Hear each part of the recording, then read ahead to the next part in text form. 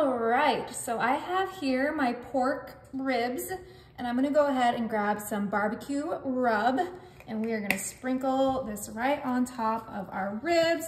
We wanna make sure it's nice and seasoned. You could use this for your veggies as well, but this is definitely meant for meat. Oh yeah, this looks amazing. And don't worry, I did wash my hands after placing the ribs. Okay, once we have our seasoning on there, of course, what are ribs without some barbecue sauce? And I'm using the Sweet Baby Ray's. You can use whatever one you prefer. If you want a little less sugar, you could do a sugar-free one. I love Kinder's or Stubbs. And we're just gonna do a nice little drizzle of barbecue sauce right on these ribs. This is such an easy and delicious dinner. If you love ribs, but don't wanna, turn on the barbecue during the winter months, this is the recipe for you. All right, and we're just gonna make sure that barbecue sauce gets nice and spread out on top of those ribs. Oh, this looks so delicious. And I have my two favorite sides for ribs, my broccoli and my corn on the cob. Yummy. All right, now for those veggies, I have 2 sticks of butter here. Of course, we need to butter up our corn. We're just gonna do a nice little drizzle here. And I did use frozen corn because that's the way everything will cook evenly. Use that whole thing. I love butter on my broccoli. It's my favorite way to eat broccoli. It's how my parents got me to eat broccoli as a kid. Now to go with that broccoli, we're gonna use just some pepper. We're gonna keep the broccoli super simple. We don't wanna overpower, this ribs with a super flavorful broccoli. Just a nice pepper and salt and butter, something delicious, juicy, and healthy. I'm gonna grab Himalayan salt because that's my favorite salt to use, and we're just putting that right on the broccoli. And don't worry, we're gonna put some seasoning on that corn too, even though if you wanna keep it just as buttered corn, that's totally fine. Delicious.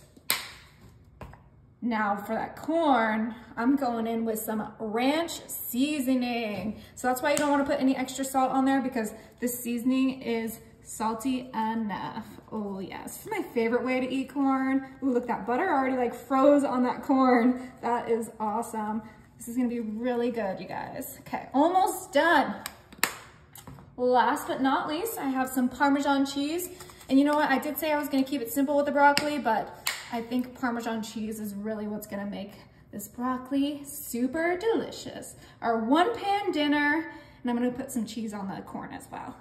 Our 1-pan dinner is so great for weekdays, so great for, Sunday if you want some ribs with your football. This is looking incredible. All right, you guys, I am gonna put some foil on this before I pop it in the oven, but my oven is set to 350, and this is gonna cook for 2 hours.